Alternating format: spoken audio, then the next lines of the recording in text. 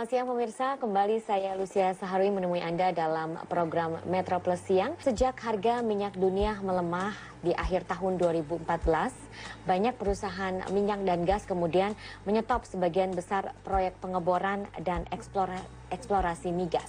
Dan tidak sedikit yang kemudian kolaps, bahkan akhirnya harus mem-PHK karyawan-karyawannya. Sementara perusahaan pertambangan minyak dan gas negara Pertamina justru meraup keuntungan sejak semester pertama 2016 dan hingga kini September 2016 tercatat memperoleh laba bersih sekitar 2,83 miliar US dollar. Nah, apa upaya Pertamina sehingga bisa mencatat kinerja yang baik di tengah kondisi ekonomi dunia yang melambat dan juga anjloknya harga minyak bumi? Kita akan membahasnya bersama Wakil Direktur Utama PT Pertamina Persero sekaligus PLT Direktur Pemasaran Pertamina yang sudah hadir di studio, Bapak Ahmad Bambang. Selamat siang, Pak Bambang. Selamat siang, Bu Lucy. Iya, Pak Bambang, ini luar biasa kinerja yang dicatatkan Pertamina ya di semester sampai September 2016 ini. Ya. Apa saja Pak strategi yang dilakukan untuk itu? Banyak sih sebetulnya. Yang pertama tentu saja dengan harga minyak yang turun, kita pasti melakukan efisiensi di semua lini. Itu kunci pertama dulu. Dan itu normal dilakukan oleh semua perusahaan. Efisiensi dalam segala lini itu terutama efisiensi operasi, ditambah juga penekanan losses. Jadi kita menghindari terjadinya berbagai hal yang merugikan perusahaan. Apakah ada seperti perusahaan migas yang melakukan pemecatan karyawan begitu? Nggak ada. Kalau Pertamina kita komit tidak ada pemecatan karyawan. Tetapi dari efisiensi operasi kita kan sudah mendapatkan banyak itu. Yang kedua juga kemudian kita kebetulan Pertamina itu agak seimbang antara hulu sama hilir. Jadi kalau hulu kita turun jauh, bagaimana hilir ini harus dirubah juga bukan lagi rugi. Karena tahun-tahun sebelumnya itu Pertamina terlalu banyak bebanan PSO sehingga rugi. Jadi bagaimana Pertamina juga sekarang menolong, yang hilir ini menolong hulu. Ini yang konsepnya yang berbeda dengan perusahaan-perusahaan minyak lain. Perusahaan minyak lain dulu Petronas itu seimbang, dia punya hilir banyak. Kemudian banyak konsentrasi lari ke hulu karena hulunya harga minyak tinggi. Dulu waktu itu harga minyak kan di atas 110, sehingga banyak perusahaan konsentrasi ke hulu. Jadi menurut Anda ini akibat memang tidak seimbangnya antara hulu dan hilir begitu ya?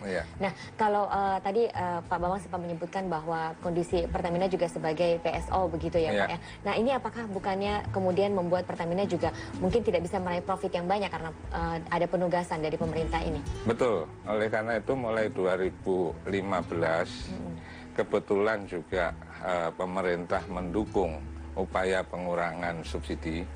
Makanya di 2015 keluar peraturan Menteri ESDM, premium dicabut dari subsidi menjadi penugasan. Ya, kemudian solar saat itu subsidinya pun dibatasi, hanya Rp1.000 per liter.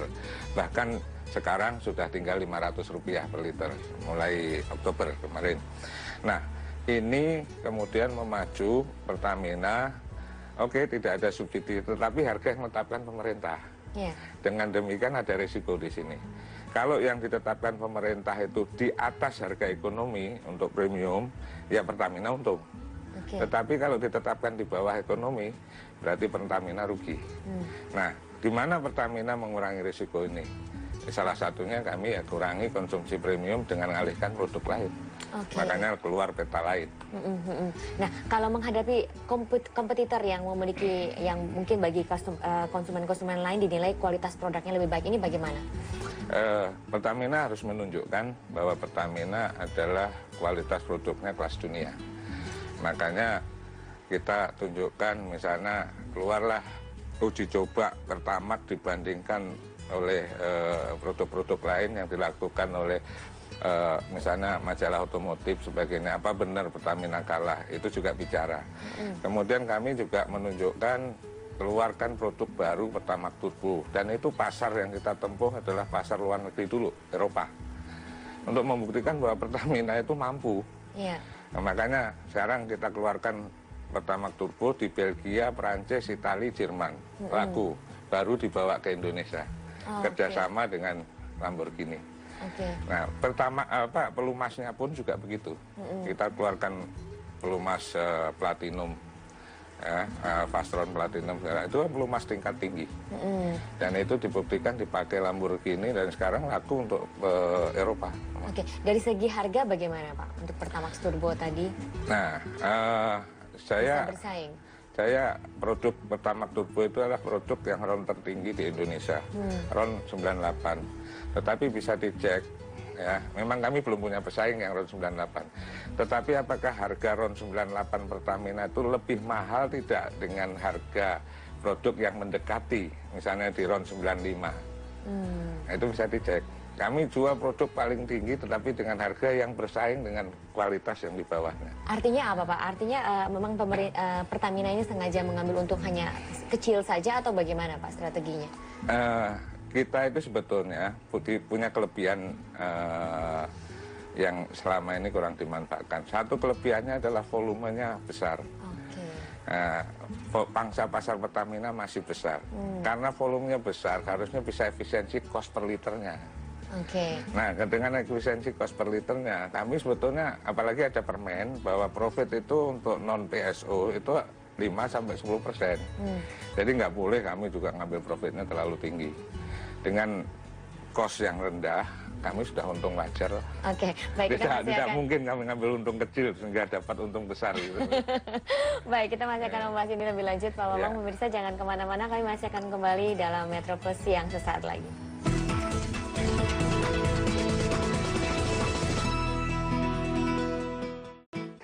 Ya, kembali lagi di Metro Plus Siang, pemirsa, kita masih berbincang mengenai bagaimana strategi Pertamina di tengah menghadapi situasi rendahnya harga minyak dunia dan juga melambatnya ekonomi dunia, namun tetap bisa meraih kinerja yang baik. Nah, Pak Bambang, tadi Anda sudah cerita sedikit tentang strategi. Nah, mungkin Anda bisa cerita inovasi-inovasi dalam marketing apa yang dilakukan oleh Pertamina? Kami mulai tadi, yang pertama sudah kita singgung soal efisiensi, itu dari cost structure, tapi marketingnya harus dirubah.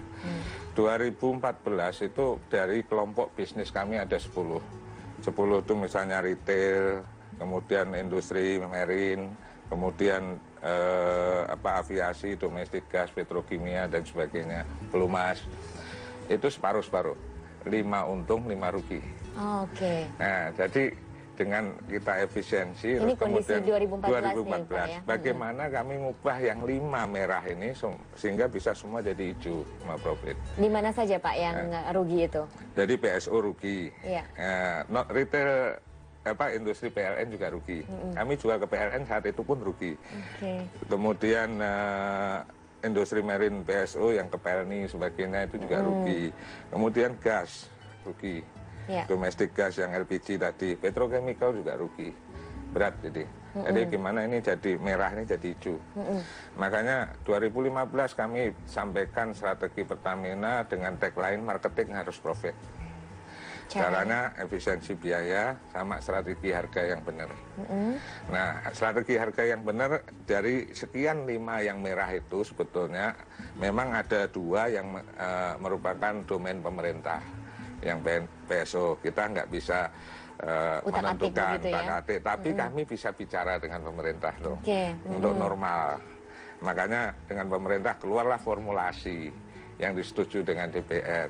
Dengan formula itu kami jamin jadi nggak terlalu rugi kalau rugi. Asal pemerintah konsisten, tapi beberapa kali begitu naik kan juga nggak naik. Itu terjadi 2015 juga premium kami rugi.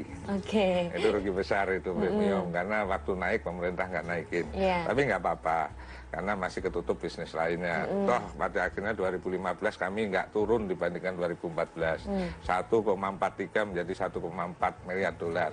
Hanya turun sekitar nggak nyampe 2%. Praktis Pertamina stabil. Nah, yang lainnya itu adalah wewenang Pertamina. Nah, memang terjadi akan pertama adalah gejolak. Misalnya kami naikin LPG 12 kilo. Ya itu kan bisnis Pertamina untuk orang kaya. Kenapa harus rugi?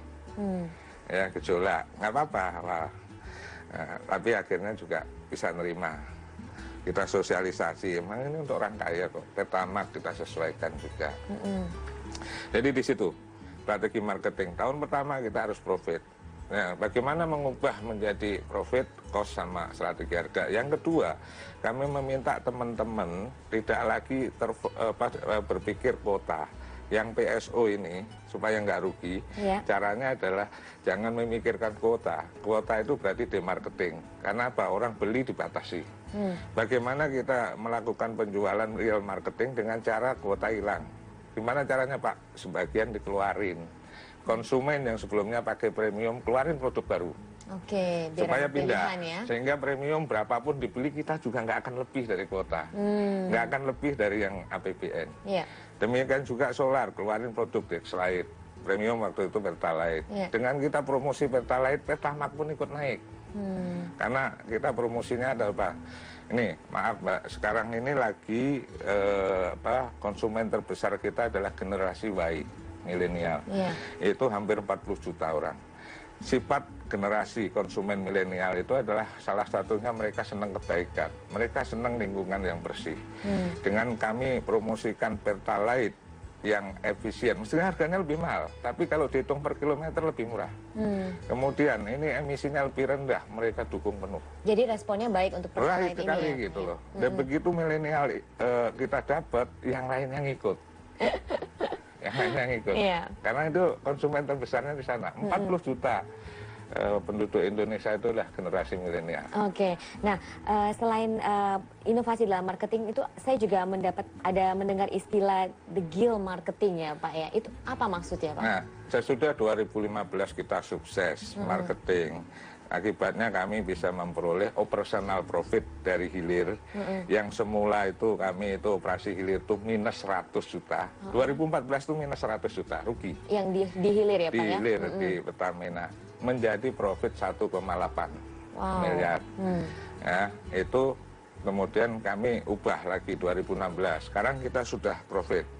Bagaimana sekarang kita menjadi jauh lebih lead dibandingkan pesaing? Caranya apa? Kita kenalkan the guild marketing. Kuncinya adalah tadi yang pertama profit ditambah satu lagi, profit itu marketing 3.0 sebetulnya saya jalankan.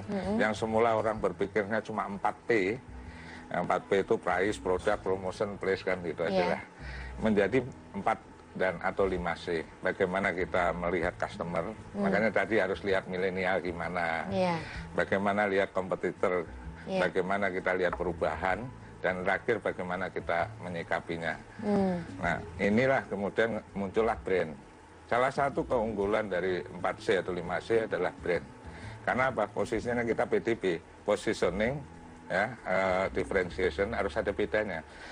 Kemudian brand. Nah kami tidak punya namanya Pertamina Plus itu apa sih? Masyarakat tahu plusnya apa? Nggak ada. Makanya kita lihat Mbak Lucy sekarang Pertamax Plus begitu ada turbo keluar Pertamax Plus kami hapuskan. Nah, kenapa? Tuh keluarin turbo tuh jelas orang tahu turbo wah plus gitu. Cepat begitu ya. Plus tuh nggak ada plus nanti ngomong-ngomong plus air lagi gitu kan nggak enak ya. Ini posisi brand itu ada brand identity. Jadi harus lebih jelas begitu ya Pak ya. Gitu.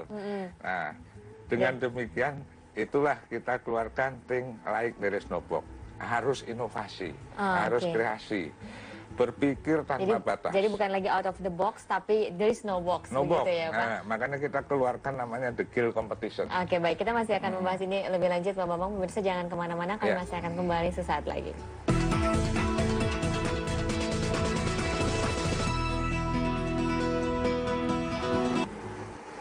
Ya, kita masih membahas mengenai strategi pemasaran Pertamina bersama PLT Direktur Pemasaran Pertamina sekaligus juga Wakil Direktur Utama PT Pertamina Bapak Ahmad Bambang. Pak Bambang tadi sudah menjelaskan program-program menjalankan inovasi kemudian juga yang namanya the guild marketing. Nah, bagaimana hasil dari program-program diterapkan ini, Pak? The guild marketing dengan inovasi banyak. Itu sudah terbukti ada salah satunya LPG 5,5 kilo. Seperti ini hasil dari the guild marketing. Dan terakhir kita sebetulnya belum di launch, tapi sebentar lagi ada minyak tanah dalam kemasan segala. Amit batu, ada itu nanti. Tapi hasilnya hingga kini September dari hilir atau marketing dan hilir keseluruhan kami menyumbang operating ya. Ini masih operating belum termasuk beban kantor pusat. Itu sampai September udah 4 miliaran dolar ya. Akibatnya akhirnya corporate jadi untung 2,8 tadi. Iya, ya. Nah, itu ya sudah dikurangi kantor pusat, pajak sebagainya. Nah, Ke depan 2017 gimana? Nah, ini baru kami kenalkan namanya PSM, Pertamina Spiritual Marketing. Jadi kita untung dulu baru bisa bantu. Oke. Kalau sudah untung besar kita bisa sedekah. Makanya dengan cara ini kami kemudian, bedanya adalah gini, begitu bicara PSM, ini prinsip yang kami pegang adalah gini, mata itu untuk melihat, ya telinga untuk mendengar, otak untuk berpikir, tapi memutuskan itu harus dengan hati, lead by heart. Oleh karena itu ketika kita bicara berpikir, bicara Papua satu harga, orang pasti berpikir subsidi silang, ya kan? Iya. Seolah-olah kosnya Papua ditanggung Jawa, kosnya di subsidi silang. Iya, betul. Nah, kalau itu kami lakukan, kami nggak akan menang di Jawa karena kos kami jadi lebih tinggi dibandingkan pesaing. Untuk produk-produk lain juga akan begitu. Caranya gimana? Real cost kita menang dulu Jawa, kita menang di daerah-daerah lain, kita menang di produk-produk lain, baru kemudian kita nyumbang. Jadi kita berarti sedekah. BBM satu harga yang sekarang diminta pemerintah itu memang kalau di Papua itu memang Pertamina merugi begitu ya Pak? Enggak merugi, itu sedekah. Sedekah ya? Kenapa? Karena kami punya untung, untung besar, dan membantu masyarakat yang ketinggalan. Kenapa sih nggak mau? Dan secara hitung-hitungan itu nggak ada nilainya. Kalau dihitung di bawah 2,5%, di bawah zakat saya bilang. Nah, dengan kesana sebetulnya yang terjadi apa? Masyarakat jadi satu Indonesia, keadilan sosial. Mereka pendapatan lebih rendah, kok harus beli lebih tinggi. Yang ketiga, jangka panjangnya adalah kami nyiptakan pasar sebetulnya. Kami sudah duluan di sana, ngembangin pasar di sana, masyarakat makin maju. Ya akhirnya apa? Pertamina menang dulu. Itu jangka panjangnya. Tapi itu kan kondisi sekarang memang Pertamina dengan laba yang cukup besar begitu. Kalau seandainya labanya mengecil, kemudian tidak ada lagi porsi untuk sedekah, itu bagaimana Pak? Tadi kan sudah dibalik. Yang pertama adalah kami harus menang. Ya, dengan menang di segala di daerah persaingan. Dengan tanpa dibebanin kos-kos lain. Yang kedua, kita juga percaya dengan sedekah tadi Tuhan mempermudah jalan di sini. Amin, Pak. Itu pastilah. Kami sudah buktikan sebelum ini saya di PTK juga lakukan sama. Nah, itu pasti kita harus percaya janji. Agama apapun itu percaya kok itu. Nah, dipermudahlah. Itu menang. Jadi begitupun harga minyak naik dikhawatirkan orang nanti. Kalau harga minyak naik Pertamina sanggup nggak? Masih berlangsung nggak? Nah gini, kalau kami untung 10%, harga 6.000 itu berapa? 600 kan? Kalau harga naik jadi 8.000, jadi 800. Lebih besar. Kok pada khawatir sih bahwa Pertamina nggak mampu lagi ke bantu yang lain kalau kalau terkait permintaan pemerintah untuk menurunkan gas ke harga $6 itu bagaimana? Ini ada beda. Gas itu adalah gas alam, natural gas, jadi gas ya. Memang gas di luar negeri itu adalah murah, tapi ini nggak apple to apple sebetulnya. Karena yang disebutkan di Indonesia mahal itu gas sampai konsumen. Yang di luar negeri murah itu gas baru sampai sumber. Nah, jadi kalau kita impor pun gas itu diangkut pakai kapal di sini. Di sini masuk terminal, ongkos kapalnya ada. Masuk terminal butuh regasifikasi, butuh terminal, habis itu butuh transmisi dengan pipa. Akhir-akhirnya juga hampir sama. Baik. Terakhir Pak, apa program Pertamina selanjutnya Pak? Yang pertama jelas kami tadi inovasi akan jalan terus. Saat ini kita melakukan dekil marketing ada dua. Satu adalah internal, itu udah 2.800-an ide masuk. Yang kedua sebentar lagi akan di launch untuk dekil marketing terbuka untuk masyarakat. Jadi masyarakat Universitas bisa menyampaikan ide-idenya begitu ya. Tapi kami akan ngambil tema energi. Karena apa? Mbak Lucy, sekarang ini banyak mobil listrik, motor listrik, ya kemudian hidrogen muncul, belum lagi teknologinya makin maju. Nah, Pertamina harus berpikir ke depan. Apakah ke depan itu pengguna BBM makin tetap ada? Iya kan? Nah, ini makanya ini kami akan munculkan, ini strategi ke depan, lomba untuk menemukan energi baru. Baik, terima kasih Pak Bambang sudah berbagi bersama kami. Semoga apa yang dilakukan Pertamina ini bisa membuat Pertamina terus menjadi maju dan terdepan insya Allah, di karena Indonesia. Pertamina harusnya energi company. Baik. Dan pemirsa, demikian perbincangan kami. Semoga bermanfaat untuk Anda dan Metro Plus yang harus kami akhiri. Saya Lucia Sari undur diri. Sampai jumpa. Makasih. Makasih ya Pak.